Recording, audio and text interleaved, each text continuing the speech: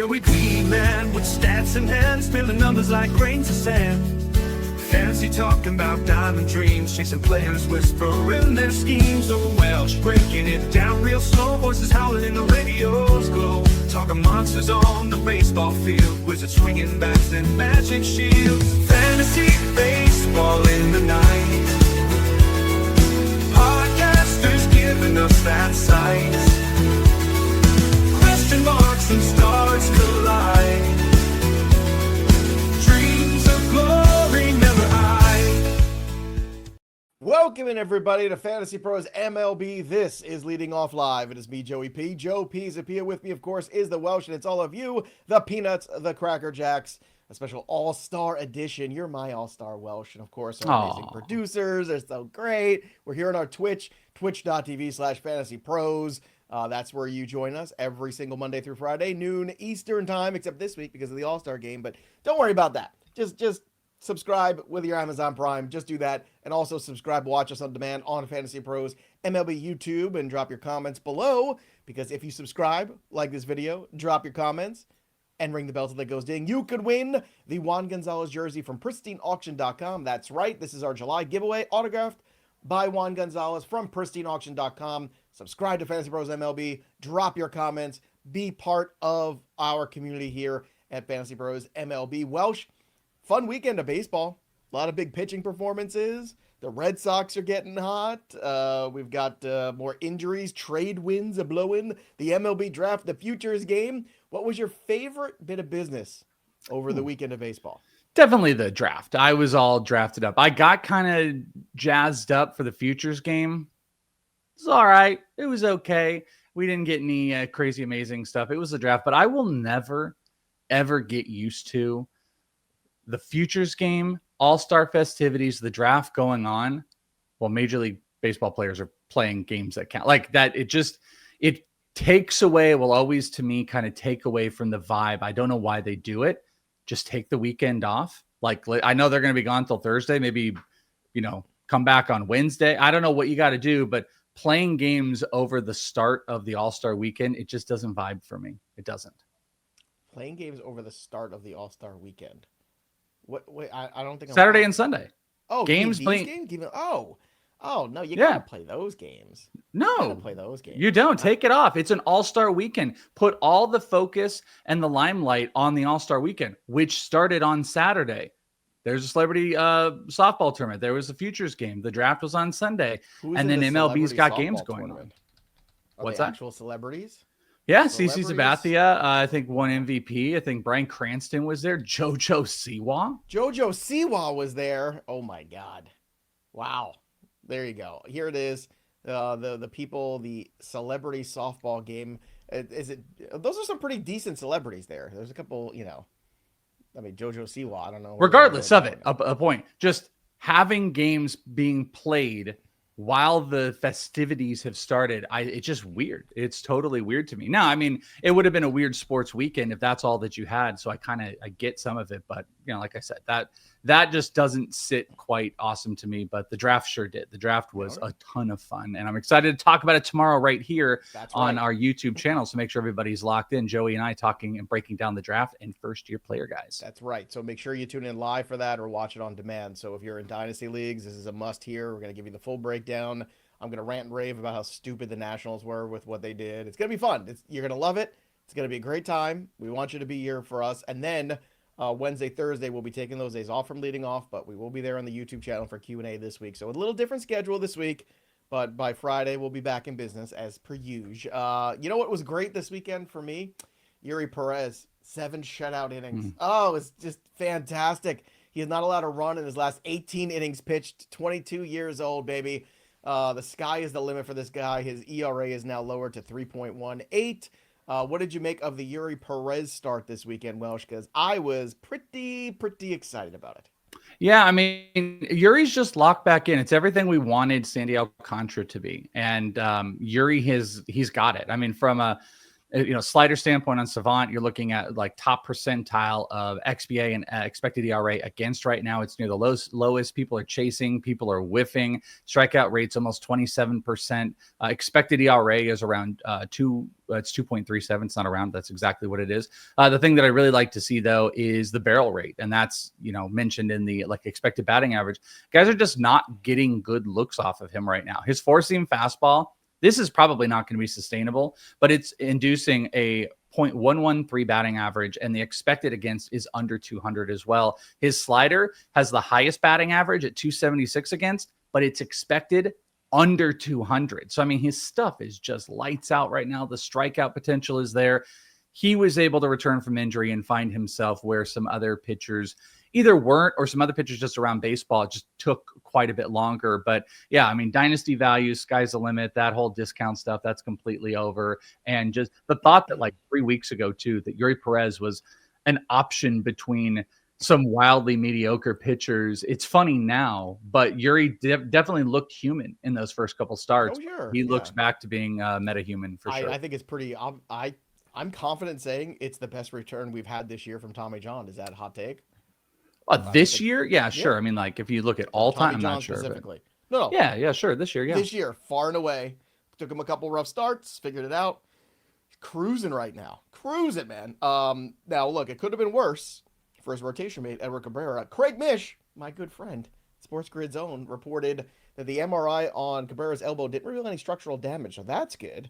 They're optimistic that he won't even go to the IL. I don't know if I share that optimism, but we shall see.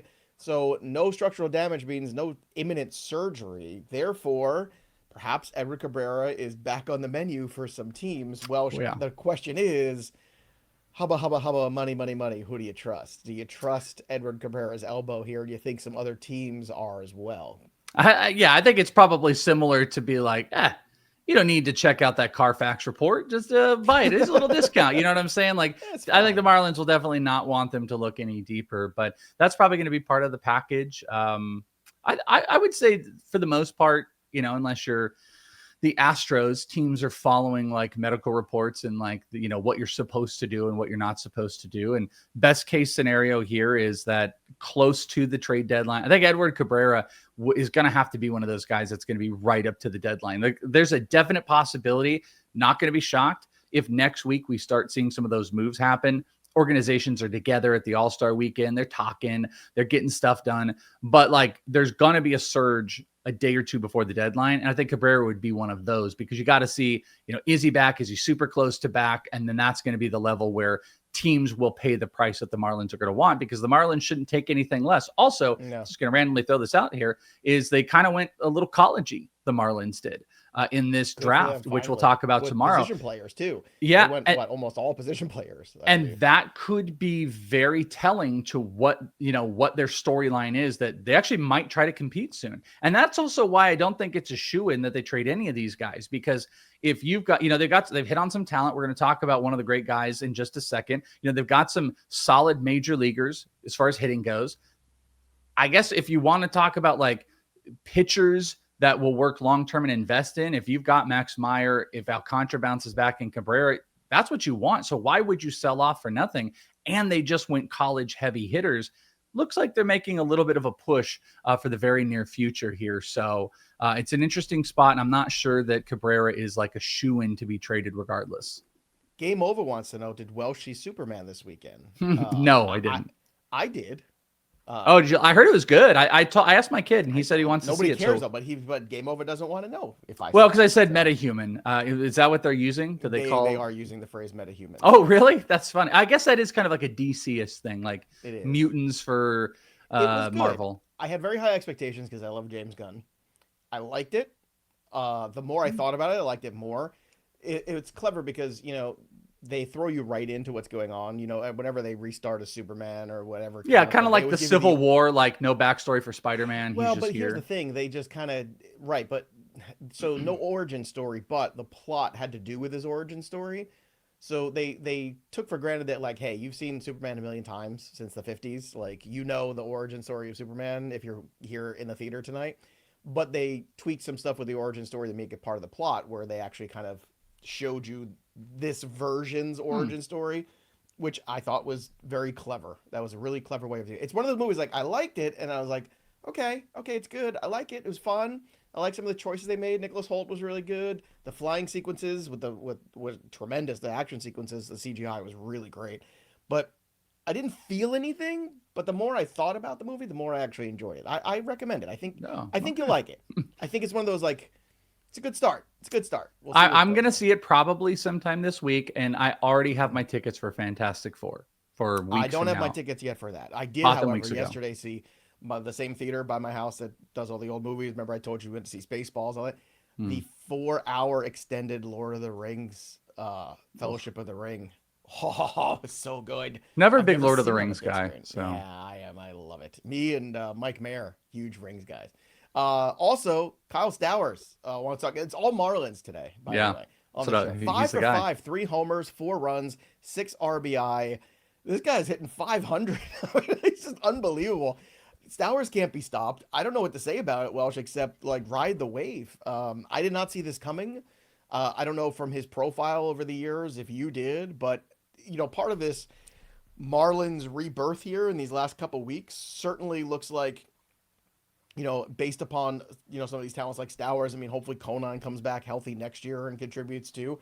But Stowers has been tremendous. Augustin Ramirez has been very solid this year. Like, all of a sudden, the Marlins don't look like a doormat anymore.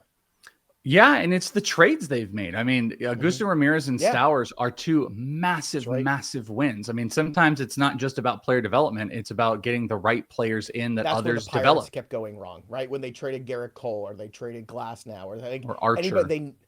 Archer. Like, they never won those deals. Maybe just stop dealing guys to the Rays. Maybe that's I mean, the Orioles and the Orioles got to be sick to their stomach because Stowers absolutely looks the part. I'm not gonna say either way. Like, you know, did I know it? Did I not? Like, Stowers was a highly touted prospect. He failed in his early go. You know, Kobe Mayo was actually pretty critical of the Orioles and then had to backtrack you remember a couple months back where it was like he got called up and then he got sent down and he was kind of like, yeah, it's kind of tough if you fail real quick and you don't have time to adjust. Like, that was kind of Stowers. So he had it, but it was kind of a nothing burger when he got traded, but they put him right into a high position. And, you know, it was about a month ago when we were having some of these debates of Stowers and other players. I remember there was one show where I was like, I went on the other side. And then I just had this revelation where it's like, no, Stowers has been the answer for, you know, probably about 3 weeks now. And we're beyond the point of return because, you know, again, savant sliders, they are elite of elite. I mean, we're talking 90th or higher percentile across the board. His 293 average is really sustainable. His hard hit rate, his barrel rate is almost 20%. He's played over 300 at bats. Over almost 20% is absolutely absurd.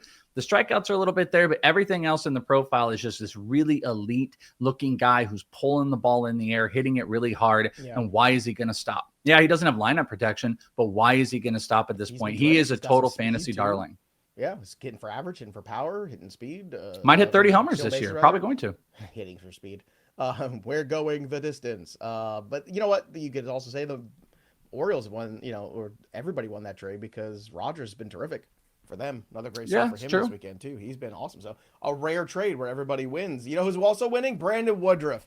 I know it's only 4 1/3 inning, but 10 strikeouts. I'll take it. Oh, I loved it. It's good to see. Julio Rodriguez was our buy low this week. If you watch the trade show, we have one more trade show coming at you soon this week. So make sure you watch that. It's like the final one to buy for the rest of the season here.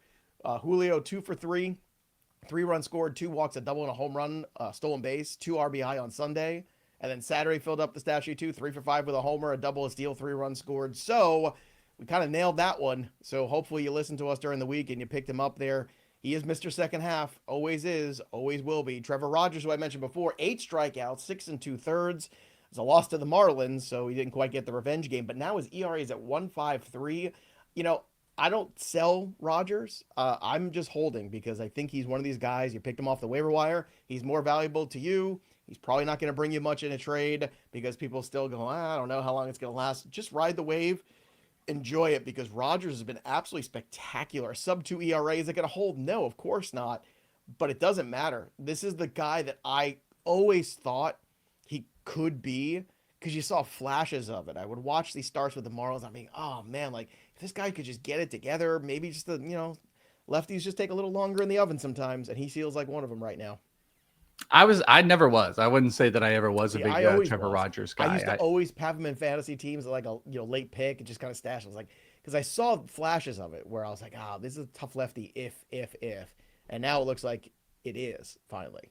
Yeah, and he's locked in, and I completely agree. It's definitely my mantra where I'm not going to put a label of selling on him because I don't think he's worth remotely in trades what you're getting out of him right now. And I'd rather the risk of holding. So I'm not doing anything with him, but holding for the ride. And hopefully, he continues to kind of keep carrying your team when you're having injuries with all these pitchers. Shohei Ohtani, 3 scoreless innings for him. He had 4 strikeouts, 3 of them in the first inning. I was watching that game live, so Ohtani looked very sharp. Byron Buxton, 5 for 5 hit for the cycle on Saturday. That was pretty cool. And Matthew Boyd shut out the Yankees for 8 innings. He had 85 pitches, Welsh. That's just so annoying because I was on in-game live on Sports Grid doing this game live. And I said to my co-host, Joe Ranieri, who I love dearly, who is a Yankee fan, I said, you watch. They're not going to let him come out here with 85 pitches, which is ridiculous. I guarantee you whatever mediocre bullpen guy comes in, he gives up a 2-run home run to Aaron Judge. Wouldn't you know it? 2-run home run to Aaron Judge. They have to bring in Palencia. And Oh, there's the freeze. Joe. Is it that he is full frozen? That's not me. Frozen Joe. Yes, all right. Yes. Hey, yo. Let me tell you this story on In-Game Live. Hey, yo. You're back. You're back, buddy. I'm back, but I mean, I'm froyo. So don't you hate when the computer just freezes and takes you out of the game, well, too? I banged the table really hard. So that happened to Skeens, by the way. If you didn't see that, Skeens was at like 70-something pitches. They tried to take him out, just frozen again. And then I needed this, by the way. This was huge for a bet I had. I had 6 strikeouts on Skeens. He had 5. They were taking him out of the game. He told them to get back for one more batter, strikes a guy out, gets my bet, then he's out. So that was the beautiful thing. Yes, Joe is completely frozen. Poor Joey here. But I didn't see his, but I saw mine, the Skeens. All-Star Game kind of does this, though, to a lot of pitchers. Like, teams are going to take opportunities, Joe, to have them pitch a little bit less, not try to push innings. Guys like Skeens and, guys like Matthew Boyd. I know. And I know Boyd has that, a point where he's got, over 100 innings the first time since 2019. He's gone over 100 innings. I get that, but he's cruising in that game. He just looks so good. He looks effortless. He gives up 4 hits in that game. And just why? Why even tax the bullpen one more day? Just, you have a whole week before Matthew Boyd's going to touch a baseball again, right? With the All-Star break coming up. I hate this part of baseball, and I understand protecting Matthew Boyd. I get it, but it wasn't like he was at 98 pitches. He was at 85 pitches. He was probably slated to go around 100 pitches anyway. I don't know, man. I honestly think guys break down. We misplace what the All-Star break means for a lot of organizations. Like I was saying, I don't know, you probably didn't hear it, but like the Skeens thing, where Skeens had lower pitch outings. And I think a lot of teams build up to this time and you've also got these guys that are bowing out. I think Matthew Boyd, if I remember correctly, bowed out. Julio Rodriguez is bowing out. Guys are taking the time to kind of rebuild up their body, rebuild up for the second half. Pitchers, even more importantly, just because of, pitch limits or potential injuries that I think managers are looking the 2 weeks before the All-Star break and probably the week after as times to not have them go as deeper into games or skip a start or whatever the hell it is. Because I think Boyd, they said what they also wanted to do was not play in the All-Star game and then push his start to later after, so he could have whatever that would be, 7, 8, 9 days of rest. So right, rest is needed. Rest is needed. Yes, sure. But I mean, a complete game shutout in Yankee Stadium, that's something you tell your grandkids about. That's pretty cool. But sure. Whatever. Nick Kurtz, 2 for 4, the 2-run homer, and the rookie Lookie. Boy, oh boy, has he been good here since he's been back from injury. Chase DeLauder can't catch a break, man. Now he's dealing with wrist soreness, so hopefully it's not a big deal. But so frustrating here. Also, rumor mill action here. John Heyman from the New York Post says at least 8 teams have kicked the tires and asked about Luis Robert. So we'll see if any of those teams actually decide to pull the trigger on a deal for Robert. Mitch Keller, 1 run, 6 innings. Stop me if you heard this one before, right? Quality start and no decision. Thanks, Pirates. Well done. By the way, we are 20 starts into the year for Paul Skeens, and he has 4 wins. So 20 starts, 4 wins. Just putting that out there. Also, Bob Nightingale reporting that the Diamondbacks are making Suarez, Naylor, Gowan, and Merrill Kelly all available. Gowan this weekend, he went back to being bad. Zach Gowan, 6 runs, 5 innings. Very frustrating. So here's the thing. I feel like if you are a pitching guru team, you saw those 2 starts from Gowan, and you feel like you can fix him. And you're like, you know what? Let's take a gamble. Let's see if we can get him on the cheap. Because if we do, the upside is a guy who was good enough to be in the Cy Young conversation. That's how good he was just 2 years ago. So I think somebody's going to take the plunge on Gowan. What do you think? Yeah, oh yeah, I don't think that's a question. I think it's what the value looks like. I don't think teams are going to be like, we don't want Zach Gallen. It's like, no, he's off.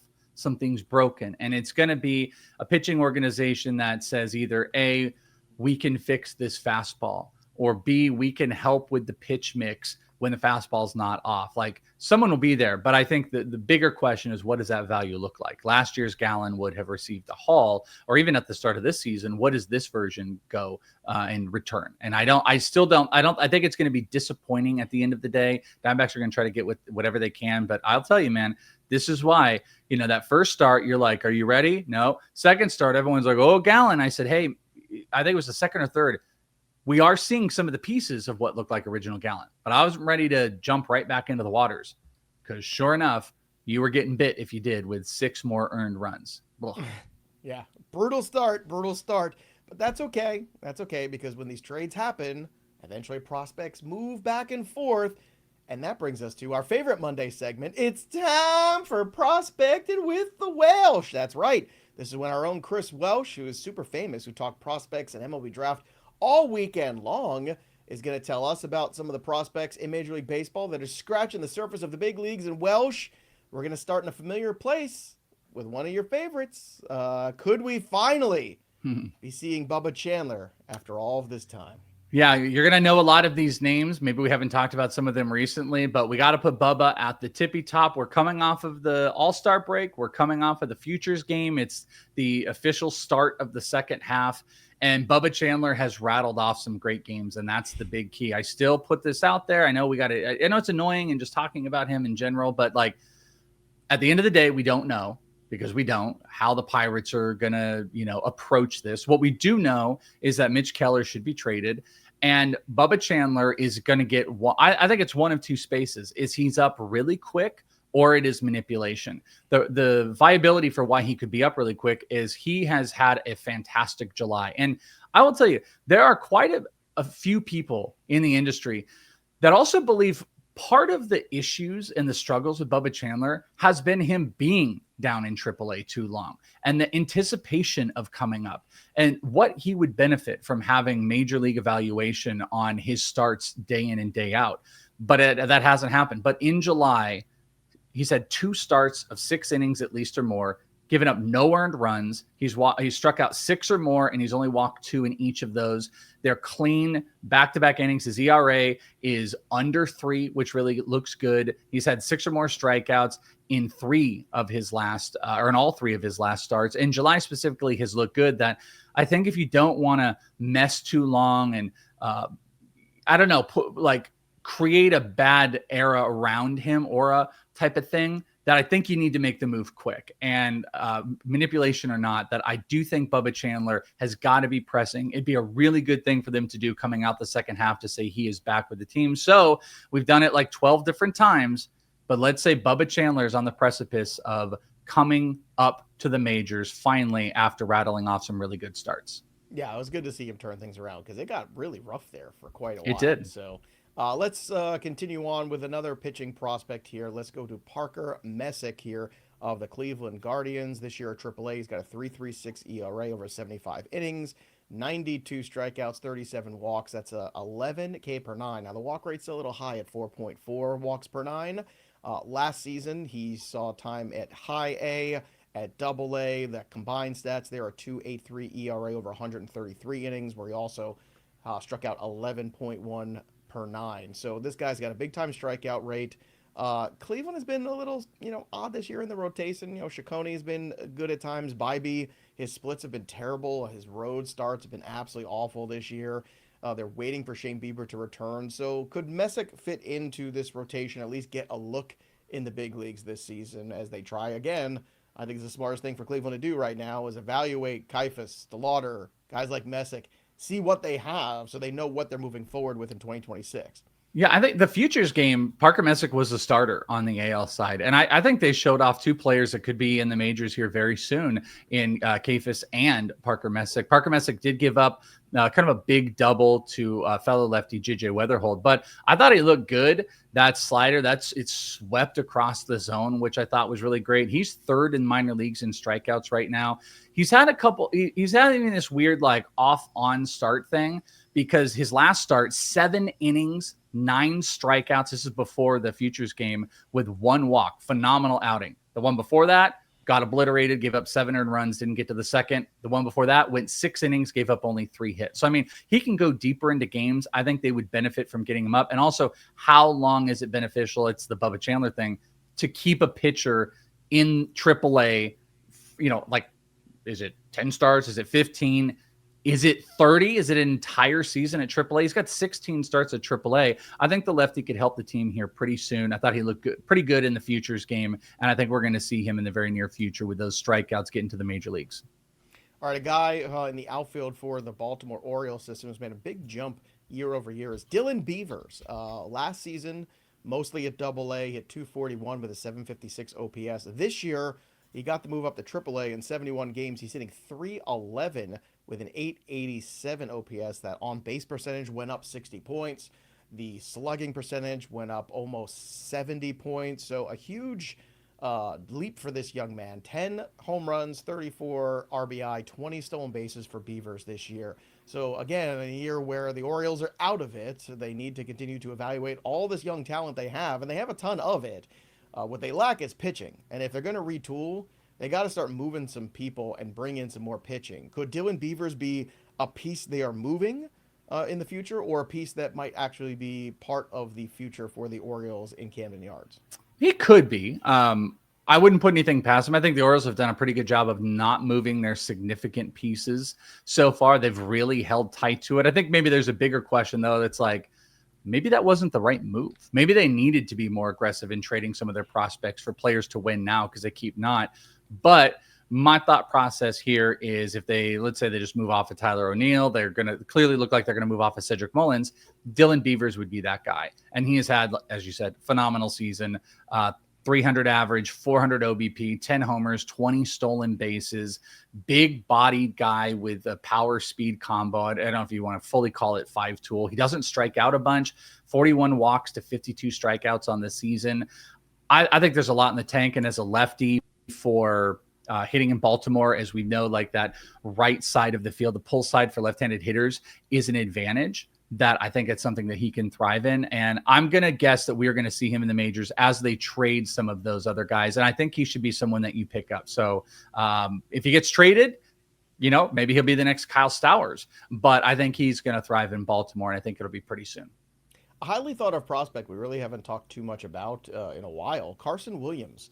Shortstop for the Tampa Bay Rays organization. Now, last year, 115 games in AA, he had an 821 OPS, hit 256. Just 6 home runs, though. However, he did steal 33 bases. This year, last year, 20 home runs, and stole 33 bases. This year, 16 homers for him, 17 steals, but the average has taken a big dip, went from 256 to 216 with the jump to AAA. OPS has stepped backward, the OBP has stepped backward, all of those things. But clearly, there's power, there's speed for this 22-year-old. So what's the future path look like for Carson Williams? Yeah, I interviewed him, was it last year? Gosh, I think it might have been 2 years ago in the AFL. Whenever he was in the AFL, I think it was 2 years ago. My timing is all completely lost. And it always stand out to me when I asked him about Junior Caminero, and he was like, Junior's the bat, I'm the defense. And he was really highly touted at that time. And that kind of stood out to me as like, well, you're going to need to be some of the bat. And unfortunately, from a season total, it doesn't look great. The counting stats are always there. That's the difficult thing with him. 16 homers, 17 stolen bases. You're like, let's go. Except it's a 216 batting average. But the thing we're going to put a focus on is his recent run. He finished June with a 293 average, 7 homers, 4 stolen bases. The strikeouts are still a massive problem, and I don't think that's ever going to change. But you saw the counting stats, and you saw consistency in his average. This month, He's kind of carrying it over. His average is just under 260. He's got the homers again. He's got the stolen bases. The Ks have maybe dipped a tiny bit. I think we're just at a point again, like at this almost July into almost August is a point where it's like, how much longer is it going to benefit for these teams holding these guys down that have been playing at, let's say, AAA the entire season?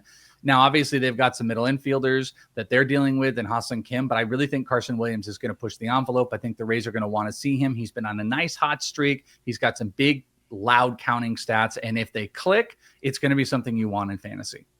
There you have it, everybody. That's prospecting with the Welsh. Go to fantasypros.com for more of Welsh's updates on the prospects. And, of course, follow us on Fantasy Pros MLB on YouTube. Subscribe today so you never miss a single piece of fantasy baseball this season.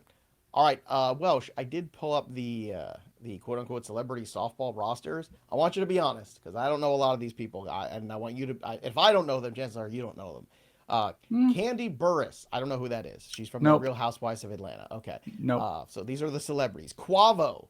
Do you know Quavo? Quavo But is? yeah. Quavo. I don't know. Quavo. Yeah, yeah. Quavo. If you don't know him, I don't know him. But yeah, I know Quavo. Quavo. I don't know Quavo. JID, also a rapper. Don't know. I think it's Jermaine Dupri. Oh, Jermaine Dupri, I know. I think. Why is he J? Oh, he's. Well, I think he's from Atlanta. All right, fair. So I know Jermaine Dupri. CC Sabathia, I know him. Harry Douglas, former Falcon, I know him. L. Duncan, ESPN sports anchor. I don't watch ESPN, so it's tough. No. Drewski, social media influencer, actor, and comedian. Do you not know who Drewski is? Not off the top of my head. Yes. Wow. That one actually surprises me. Drewski is massive, massive, massive. Drewski is like, but that's kind of he's not a streamer, but it's in that like streamy world of like I Show Speed. I didn't know who he was. Yeah, okay. I know I know of them, but I would have known by name. Jordan Childs, two-time Olympic gymnast. Yes, I know who that is. Natasha Watley, softball Olympian. I vaguely remember. Michael Kelly, actor from House of Cards. I know him. Terrell Owens, heard of him once or twice. Dasha Polanco from Orange is the New Black. I didn't watch that. So that's like, what year is it? Where Orange is the New Black makes you a celebrity still? Funny Marco. I don't know Funny Marco. No. Okay. This is the other team. You tell me if you know these celebrities, everybody. Let's go. Team Javi Lopez has Ronnie DeVoe from Belle Biv DeVoe. I know that. Poison. I know that. Storm Reed from Euphoria. I don't know. I never watched Euphoria. Eladio Carrion, rapper, singer. Don't know. Young Miko. I don't know old Miko or young Miko. Prince Royce, a 15-time Grammy-nominated singer, Prince Royce. You know what that is? I don't know who that is. No, I'm failing on this team. Mikey Towers, 6-time Grammy-nominated singer. Who are these people? But like Cranston was in it. It doesn't say Cranston. Maria Taylor. I know Maria. Was I seeing something from an old? It looked like it was I'm looking at the 2025 roster in Atlanta for the softball league. Nikki Koss, Capital One spokesperson, Jerry Lorenzo, Jenny Finch. We all know Jenny Finch. So, and considering this is from yesterday. This is it. So yeah, the Cranston thing was the previous year, but yeah, okay, that's not great, but those are some big names. By the way, you know what's really funny? I just want to throw this out. Seems to Drewski? Be. I can't believe you didn't know Drewski. There's a circuit of like softball guys because Terrell Owens was out here for Kyler Murray's softball game, and it's like I think Terrell Owens is just doing the circuit of it, but there's still some pretty good names in there. What the hell's a John Boy? Jake Storiali? What? John Boy? Talking with Jake. What the hell's a John Boy? They all think that you work for John Boy. Everybody here thinks that you're like a secret John Boy guy. I don't know if that's true. I don't. All right. Fun facts. Terry they want to pay me. Congratulations, his 2000th career win. That's pretty special there. Kevin Cash also told reporters, by the way, Drew Rasmussen will start the 5th game coming out of the All-Star break. So you're seeing the big break for Drew Rasmussen. Hopefully it doesn't backfire. The ups and downs from this weekend. Cristopher Sanchez, another really good one for him. 6 strikeouts, 7 in the 3rd. Yamamoto. Did you see real quick what they did, by the way? There's huge. We didn't even talk about it, but what the Mizorowski thing? Yeah, the Mizorowski drama. Such intense. Talked about that Friday. No, but the Phillies decided. They said they're paying him. They're paying him his All-Star bonus, even though he didn't get it. And I thought that was like a good, classy act by them. It was a very classy act by a very classy organization. Mm-hmm. Yamamoto, dominant performance for him. 7 strikeouts, 7 innings. Eovaldi, boy, he has not missed a beat, has he? 7 2/3 there for him. 8 strikeouts. The downs, Hunter Brown He's had a rough go recently. 4 runs in 5 innings. That's like the third bad start from him. His ERA has gone from 1.74 to 2.43, so maybe it's just a natural regression. Jose Berrios, he got a loss, 4 runs and 5 hits and 3 innings of work. Tanner Scott blew another save, his 6th. So I don't know, Welsh, should the Dodgers be a little worried about that bullpen? I think they should. They should always be a little worried about that bullpen. Let's see if they make some moves. All their guys get Michael Kopech, by the way, like blew out his leg, so he's not coming back. All those guys they made the moves for. That should be the number one thing they look at. They should 100% be looking for bullpen help somewhere. Injuries. Spencer Arrighetti is about a week or so away from minor league rehab assignment. All Christian Javier started his already. Yordan Alvarez is going to be reevaluated on Thursday, and then we'll see where we go from there. Shane Bieber is going to make a minor league rehab start tomorrow at rookie level in Arizona. So, Welsh, will you be there for Shane Bieber? Ooh, I did not realize that. You know what? I might just go. I saw Thor. I saw Noah Syndergaard at on the Guardians. What was it, like last Friday? I don't know what day it was, but whenever he was rehabbing maybe it was Saturday, I went out and saw Syndergaard pitch. So maybe I'll go see Bieber pitch. It'd be nice. There you go. See the Beavs. Luis Heel, he pitched right around the corner for me over the weekend, 3 1/3 on Sunday. Did I see it? No. I was watching Lord of the Rings on the big giant screen. As one would do, of course. Sold out. It was packed. Giant theater. Packed with nerds. Awesome. People had ears. They had fun shirts. Sounds like a great time. It was. It was a great time. Yeah. Don't yuck my yum, Welsh. Don't you yuck the yum. Not touching your yuck or yum. You better touch neither. The Mets reactivated Sean Manaea. Clever putting him in on Sunday, too. 3 1/3, using him that way. He had 7 strikeouts against Kansas City. He looked sharp, Welsh. Any takeaways from what you saw to Manaea on Sunday? Great pickup if he was floating out there. I love the usage. I love seeing what he's done. I mean, the Royals have also been a little blah as far as offense goes, but like seeing him just jump right back in on the strikeout side, like it's going to be one of those dudes, man. It's not going to be Eury level, but listen, if he's floating out there, get him. Pick him up. And, of course, Shane McClanahan, that's right, on his rehab already. Shane McClanahan, Sunday, AAA, made his first the rehab assignments. We'll see how that goes. It'll be a very, very slow process. Which brings us to the best bets of the Home Run Derby. Today, on Monday. So everybody knows already, my pick for the Home Run Derby is Junior Caminero. And I am picking him to win the Derby at plus 950. I'm picking him to be in the finals at plus 470 if you're really afraid of who wins. And I'm going for the over-under total. Last year, there was 225 home runs hit. I'm looking at this group of hitters. I don't think it's going to go over that. And the number for total home runs is 240.5, which I think is a little high for this particular group that I see before me. So and no Pete Alonso, like some of those guys that you're used to seeing in this thing every year. So I am going to... I think it's funny that Junior Caminero is spelled differently on both of these. So no J's, but I don't know if that's my fault. Well, look, it's Junior Caminero, and then on your side, it's Junior Caminero. Yeah.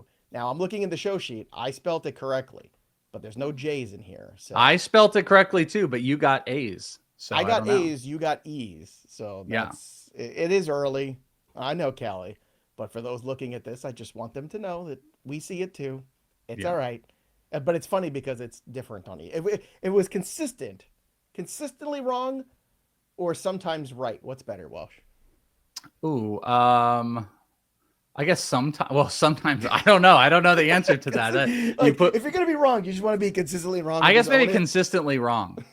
I guess just at least be consistent. All right. Are we going to mine? You can make home run calls in the Discord today. We're going to talk more about that in a second. So let's get to Welsh's bets because mine are all Junior Camineros. Yes. And you have some Junior Camineros. Yeah, and I got to be specific because we don't have all the information because it's a mouthful on the Caminero one. So the first one, someone asked, P5 said, is there a distance bet? You got it, buddy. First one, Oneil Cruz for the longest home run. I am going, that's about 1.5, so plus 155 for him to hit the longest home run. I mean, give me that all day. His contact ability might be a question, but he's the dude that hits him 500, hits him 122 miles per hour. Frankly, you could also take, if you wanted, the exit velocity, highest exit velocity for Oneil Cruz. I'm going to go with distance, though. My Junior Caminero one is not as it reads here. This says most home runs in the first round. That is not correct. Well, it's kind of correct. This is kind of wrong and kind of right. It's versus Jazz Chisholm. So you can do versus bets and, you can go down the list. This is for Junior Caminero to have more homers than Jazz Chisholm in the first round. You can get it at -115. I really like that number. I was actually picking on Jazz because I found a Buxton one that was like -135, but I liked this better. So Junior Caminero in round 1 to have more homers than Jazz Chisholm. That's what that actually is. And then finally, I'm going to go with Cal Raleigh on the home run derby, +295 is essentially 3-1. I will say one thing that's been in my brain a little bit is I went and looked at ballpark factors. It is just a much better home run factor for left-handers here.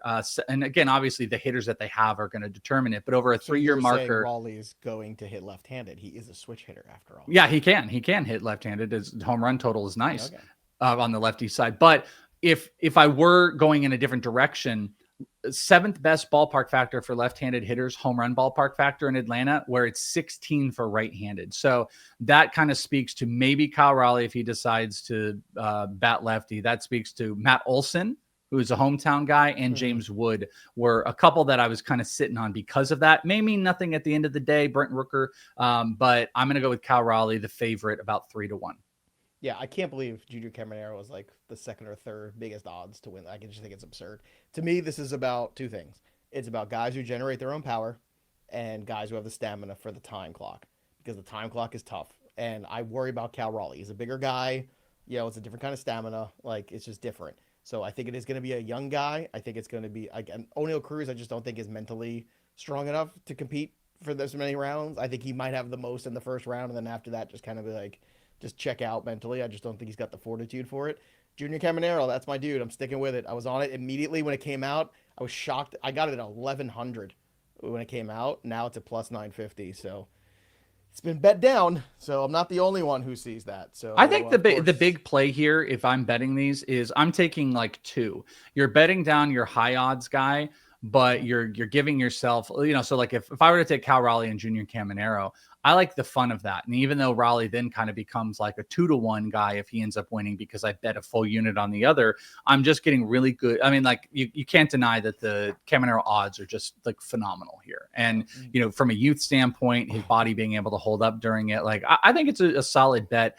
You're probably better putting like 2 to 3 in if you're making a bet and lowering your unit size just to have a little bit more connection to them. But I like to take a favorite and a long shot, but this year I just want to trade for the long shot and just, double down on it. I just, and I might be wrong, but I'm usually pretty good with these. I think I don't know if I got it right last year or the year before too. And I got one of the years we've been doing this, I got the final 2 right too. So I'm usually pretty savvy when it comes to this. You can bet that too. Derby. And when it's time to make a bet, make sure you go to FanDuel, fantasypros.com/leadingoff, bet $5, win $250 if your first bet hits, only on FanDuel at fantasypros.com/leadingoff, and use that promo code leadingoff when you download the Betting Pros app to bet smarter, not harder. Get the 7-day free trial of the best betting tools on the planet. Let's take a look at the home run board. And yes, you can pick the winner tonight of the Derby. That counts as your home run call. And you can pick an All-Star Game home run. I picked Randy Arozarena for mine, in case anybody cares. Welsh, I don't know who you picked. George finally broke the 40 mark. 40 for George. Congratulations. Still at the top, wire to wire. Last year we had so many people leapfrogging each other. George has just been the horse, just going. Welsh, where are you going for your home run call for the All-Star Game? Did you make yours yet? Oh, I have. I mean, my home run call for, I could probably do it on the Derby fly. Is Raleigh. We know that from the boards. Cal Raleigh is going to be my home run derby call. For the All-Star Game, I have not made a pick. Do I need to make a pick right now? Well, you can. You don't have to do it right now. You can make it tomorrow. Kelly. I can? Where can I make that pick? You can make it with Kelly. Kelly will log it for you because. Well, no, that was a plug for the Fantasy Pros Discord where we have the home run room where you can go in and make your pick. Sign up today, fantasypros.com/chat. Good job. Yeah, you got me on that one. Or you could just slack the wonky penguin. Yeah, I can personally slack. You guys probably can't. I thought you actually meant like you. I thought you said I was a right spider, but you're not. So home run derby tonight, All-Star festivities tomorrow, the red carpet. What will Welsh wear? Who knows? But we'll be back tomorrow here. Don't miss it. If you play in Dynasty Leagues or even redraft, I mean, did you see this season how important the knowledge of the 2024 MLB draft was? Strap in, everybody, because we're going to help you through that tomorrow. Can get ready for 2026 because some of these guys might be quick to the big leagues as we saw last year. So do I like this draft as much as I did last year? You'll have to tune in tomorrow to find out. That'll do it for us. But the story of the game goes on. For the Welsh, I'm Joey P. We'll see you next time, kids. Celebrities? Back in my day, Gary Cooper was playing in the Celebrity All-Star Game. What the hell is a Drewski? John Wayne. I think I killed the Drewski when I was in World War II, I believe. The Drewskis attacked us one day, and I